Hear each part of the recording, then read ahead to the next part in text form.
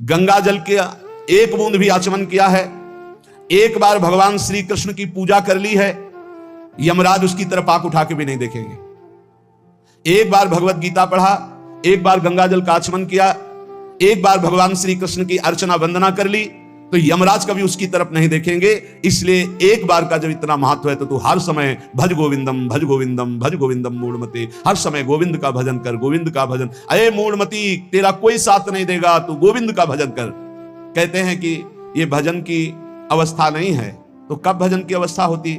बाल्यावस्था खेल कूद में चली गई, जवानी स्त्री में आसक्त भोग में चली गई, वृद्धावस्था रुपया पैसा नाती पनाती इनकी चिंता में चली गई, तो परब्रह्म परमात्मा का भजन करने की कौन सी अवस्था है? अरे जब से होश हो जाए तभी से भजन शुरू कर दो।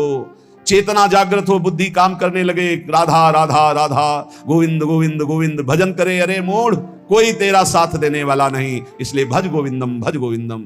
इस संसार में बार बार जन्म होता है, बार बार मरण होता है, बार बार 9 महीने माता के गर्भ में रहना पड़ता है। अब तो होश संभाल ले, मनुष्य शरीर मिला है, भगवान श्री कृष्ण की शरण में आ जा और इस अपार संसार से पार हो जा और हर क्षण गोविंद गोविंद गोविंद ऐसा रट, नहीं बार बार जन्म मरण के चक्र से तुझे कोई नहीं बचा सकता है।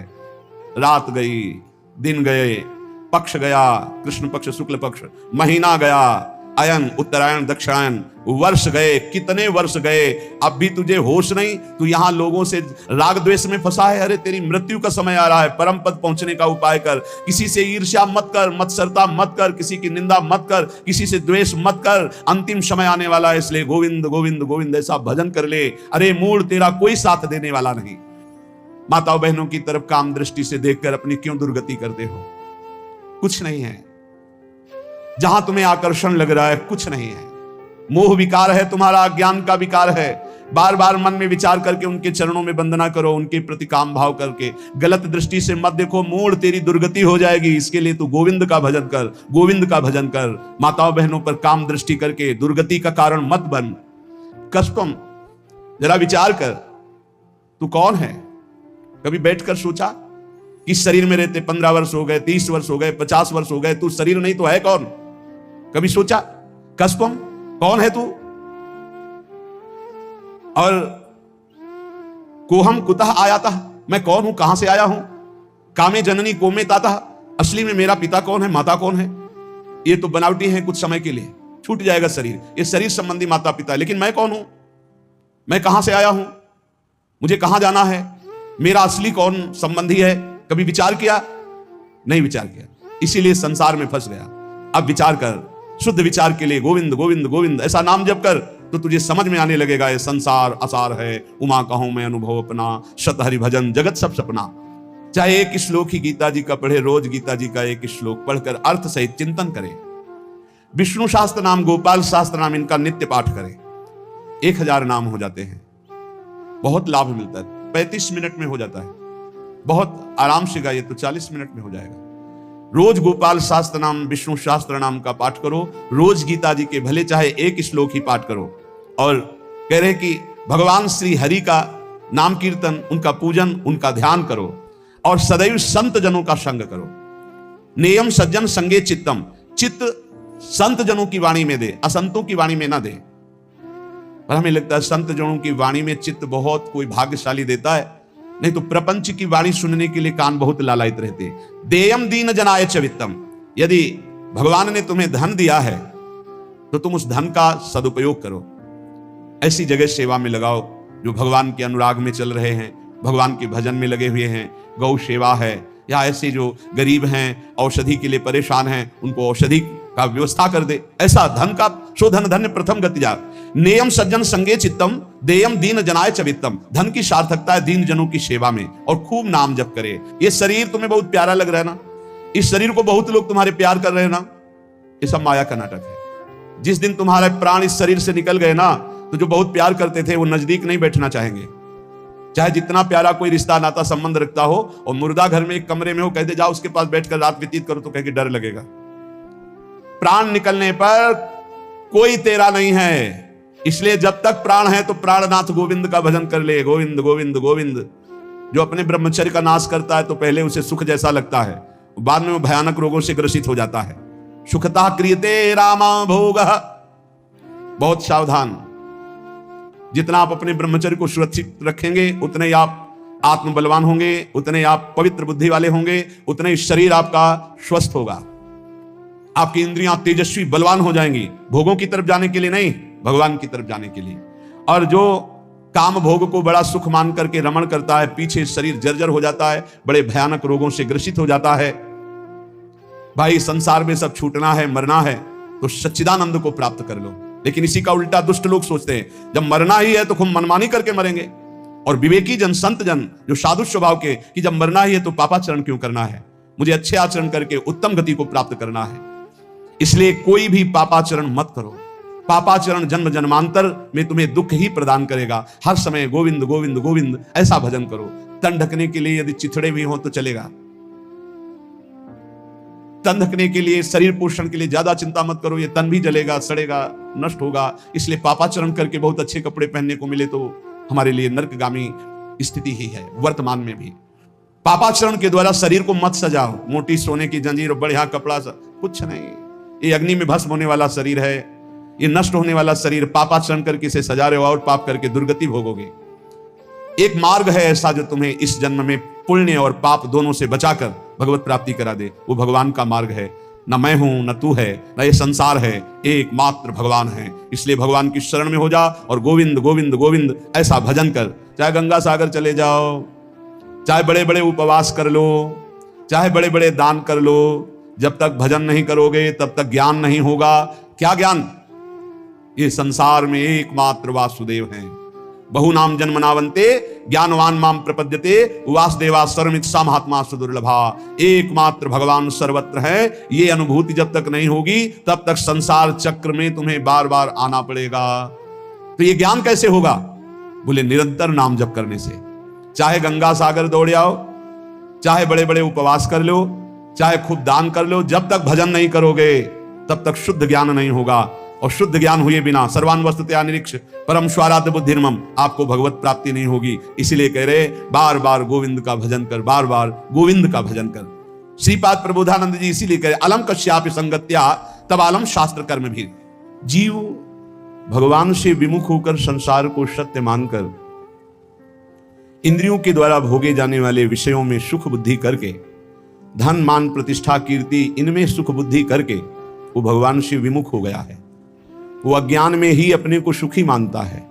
कोई बिरला ऐसा है जो अज्ञान का त्याग करके भगवान की शुद्ध भक्ति में अपने चित्त को जोड़ पाता है।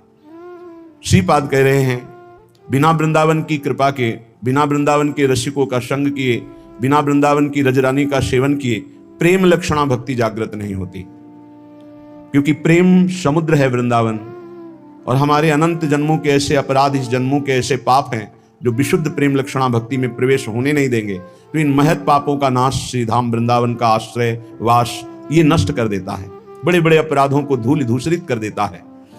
श्रीपाद कह रहे हैं संतु विधर्मा सतसः सद्धर्मायान्तु सर्वेस्तम यदि वृंदावन मंगी कुरुते मम का तदा चिंता। यदि श्री जी की कृपा से वृंदावन ने मुझे स्वीकार कर लिया, कैसे हम जाने कि हमें वृंदावन ने स्वीकार कर लिया? जब हमारे हृदय में एक आश्रय जागृत हो जाए कि हमसे साधन तो भले उस कोटि का नहीं बनता, पर वृंदावन धाम की कृपा है। वृंदावन की कृपा से वृंदावन के अतिशय लाडिले युगल सरकार हमको इसी जन्म में प्राप्त हो जाएंगे। वृंदावन हमारा प्राण है, जीवन है। भले हम अखंड वास नहीं कर पाते, पर वृंदावन ही हमारा सर्वस्व है। संत विधर्मा सतसः बहुत गूढ़ विषय है। कह रहे हैं हजारों हजारों अधर्म हो गए हों तो भी तुम्हें प्रियालाल की प्राप्ति हो जाएगी। विश्वास करो, यह धाम बहुत पावन करने वाला है। पवित्रता का मूर्तिमान स्वरूप गंगा जी, वहां भी अवगाहन हुआ है, तीर्थों का भी अवगाहन हुआ है और पवित्र क्षेत्रों का भी अवगाहन हुआ है। पर श्रीधाम वृंदावन अमोघ है। जब तक आपका हृदय पावन नहीं है तो आप इसका अनुभव नहीं कर सकते हैं। लेकिन आप किसी भी तरह से वृंदावन के प्रति श्रद्धा कर लीजिए, विश्वास कर लीजिए, तो आपको अनुभव में आएगा। जिसे वृंदावन रूपी महामहिम धाम का अवगाहन करने को मिला, फिर उसकी इच्छा किसी और तीर्थ या और महत स्थानों की तरफ नहीं जा सकती। अगर जा रही है तो अभी अवगाहन नहीं हुआ। पाए रतन चिन्हो नहीं, करते दीन्हो डार, ये माया श्री कृष्ण की मोहे सब संसार। अगर वृंदावन मिला, महामहिम वृंदावन ने कृपा करके अपने में आश्रय दिया या वास दिया, और आप उसे छोड़कर अन्य किसी तीर्थ में पावन होने की इच्छा रखते हैं, तो रतन को नहीं पहचान पाए इसलिए फेंक दिया और कांच को उठा लिया। पाए रतन चिन्हो नहीं, दीन्हो करते डार, हाथ से छोड़ दिया। धाम के वास मात्र से श्रीपाद कह रहे हैं, कुरते मम का तदा चिंता, अब मुझे कोई चिंता नहीं, भगवत प्राप्ति पक्की। हमारा मन नहीं लगता, हमारा मन विकारी है, ऐसा ये सब नष्ट हो जाएगा। कृपा एक बहुत बड़ा प्रवाह है, जो सरिता सावन जल उमगत सन्मुख सिंधु सिधार है। कोई रोक ले, जब सावन में अच्छी वर्षा होती है और बाढ़ आती है तो सीधे समुद्र की तरफ उफनती हुई यमुना जी या गंगा जी जा रही, कोई रोक के दिखाए। ऐसे ही जब कृपा का उफान होता है तो कैसा भी पातकी जीव क्यों न हो, वो परम पद को प्राप्त कर लेता है। और कह रहे हैं सतसा सद्धर्मायांतु, यदि सैकड़ों प्रकार के तुमने सद्धर्मों को लुप्त कर दिया, बड़े आदेशों का खंडन किया, शास्त्र आज्ञा का खंडन किया, संतों की अवहेलना कर दी, वैष्णवों का अपराध कर दिया, तो भी डरो मत, सीधा वृंदावन आ जाओ। वृंदावन का रज का सेवन, ठाकुर जी के दर्शन, चरणामृत का पान, वृंदावन की परिक्रमा, यमुना के किनारे बैठकर नाम कीर्तन, इस सब पापों को नष्ट कर देगा। पर उसमें एक नियम लेना होगा कि आगे से हमारे द्वारा पाप नहीं होंगे। यदि ऐसा नियम नहीं लोगे तो बार बार फिर वो प्रायश्चित नहीं माना जाता, फिर उसको भोगना पड़ता है। प्रायश्चित तब माना जाता है कि आज तक हुआ, आज के बाद मैं नहीं करूंगा, और पक्का नियम ले ले। फिर कोई व्यवस्था में त्रुटि हो जाती है तो भगवान जानते हैं कि उनकी प्रबल माया है, फिर क्षमा कर देते हैं। आशा व्याधादि वृंदा विपिने वासाय यत्नोधाई, यदि मंदधीर वर्हिष्याम वृंदा विपिनम कृपालु पालये तदपि। यदि तुम्हारे हृदय में कहीं ये आशा जग जाए, भले वास ना हो कि मुझे वृंदावन वास करना है और अंतिम वृंदावन में व्यतीत करना है, ये आशा भले आप कभी वास न कर पाए, ये हृदय से सच्चाई से हृदय से आशा जग जाए कि भगवान क्या कभी हम पर ऐसी कृपा होगी कि मैं सर्वस्व अपना वृंदावन मानकर आजीवन वृंदावन वास करूंगा। और उसके लिए वो चेष्टारत भी है, वासाय यत्नोधाई, प्रयास भी करता है, पर वो वृंदावन वास नहीं कर पाता, तो उसे वृंदावन वास का ही फल मिलेगा। यह है देखो चमत्कार आश्रय का। उसने मन में ठान लिया मैं वृंदावन वास करूंगा, चेष्टा भी करता है पर असफल हो गया, वृंदावन वास नहीं कर पाया, तो वृंदावन वास के ही फल का उसको अनुभव होगा। जो एक वृंदावन वासी को फल प्राप्त होता है वो उसको प्राप्त होगा। विश्वास करो, जो यत्नशील है, वृंदावन वास की आशा रखता है, भगवान नाम जप करता है, वो सीधे भगवत धाम जाएगा, शरीर छोड़कर, कहीं कोई भी हो, संशय करने की जरूरत नहीं। ये बड़े भाग्य से आता है। और यदि तुम्हें अखंड वृंदावन वास मिल गया, यदि मंदधीर वर्हिष्याम वृंदा विपिनम कृपालु पालये तदपि, तो तुम ये चिंता मत करो कि तुम्हारा पालन पोषण कैसे होगा, सीधाम वृंदावन करेगा। तुम्हें अपने पालन पोषण के लिए बाहर जाने की जरूरत नहीं, सीधाम वृंदावन अपने आप पालन पोषण करेगा। विश्वास करो। इस श्लोक में दो बातें इसमें बताई गई। पहला ये कि यदि आप ऐसी आशा सत्संग सुनकर धारण कर लिए कि क्या कभी मुझे अखंड वृंदावन वास मिलेगा, और आप प्रयत्नशील भी हैं और वृंदावन वास नहीं हो पाता, तो आपको वृंदावन वास का ही फल मिलेगा। दूसरा, यदि आप वृंदावन वासी हैं, आपको वृंदावन वास मिल गया है, तो किसी भी व्यवस्था के लिए बाहर कदम मत रखो, धोखा हो जाएगा। आपका पालन पोषण समर्थ वृंदावन है, पक्का विश्वास कीजिए। ये अनुभव की बात कह रहे हैं। पालन पोषण ऐसे करता है अनंत माताओं जैसा, जैसे अनंत माताएं हों तो उस एक पुत्र को कभी कोई चिंता ही नहीं करनी पड़ेगी, क्योंकि अनंत माताएं उसके लिए चिंता करती। ऐसे वृंदावन सर्वस्व सुख प्रदान कर देता है। जब तक हमारी अंदर से सही शरणागति वृंदावन के प्रति नहीं होती, तभी तक भटकना है, चिंता है, शोक है। नहीं तो आप निश्चिंत बेपरवाह हो जाइए, ये धाम अपने प्रताप से आपका परम कल्याण, परम मंगल कर देगा। आनंद पर सीमा सीमा च सौभाग्य रस सारस्य, हरि मधुरिमांत्य सीमा वृंदावन में सेव्य गुण सीमा। आनंद की सीमा है वृंदावन। ये आनंद क्यों नहीं मिलता? परमार्थ में चलने वाले प्रपंच में क्यों फंस जाते हैं? निंदा, स्तुति, लड़ाई, झगड़ा, बड़ा छोटा, ये सब प्रपंच है। जैसी थरिवंश प्रपंच बंच सब ये काल व्याल को खायो, ये सब प्रपंच है। क्यों फंस जाते हैं?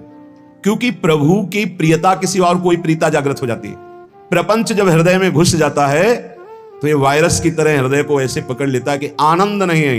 भगवदानंद धाम में रह रहे हो, प्रभु के आश्रित का मार्ग ग्रहण किए हो, कुछ न कुछ नाम जप कर रहे हो, सत्संग सुन रहे हो, आनंद क्यों नहीं आ रहा? क्योंकि ये प्रपंच अंदर घुस गया है। इस प्रपंच को हटाना होगा। कैसे हटेगा?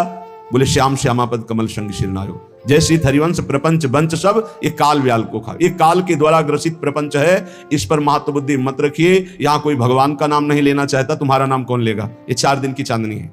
बड़े बड़े सिद्धों के ऊपर प्रहार किया गया तो अपने लोग क्या है? पूज्यपाद उड़िया बाबा के ऊपर गड़ासा चलाया गया, कुल्हाड़ मारी गई श्री मंगनानंद सरस्वती जी की, पलटू बाबा को कुटिया में घेर कर आग लगा दिया गया। ये भजनानंदी बड़े बड़े सिद्धों को ऐसी लीलाएं माया जनित क्लेश दिए गए तो अपने लोग क्या विश्वास करें कि अपने साथ क्या नहीं हो सकता? धैर्य पूर्वक प्रपंच का त्याग करके प्रियतम के अनुराग में रंगे हुए प्रेमी जनों का संग करते हुए जब हम चलेंगे तो आनंदा अपार सीमा, अपार आनंद की सीमा वृंदावन है। इससे बढ़कर कोई आनंद नहीं जहां प्रिया प्रीतम खेल रहे हैं।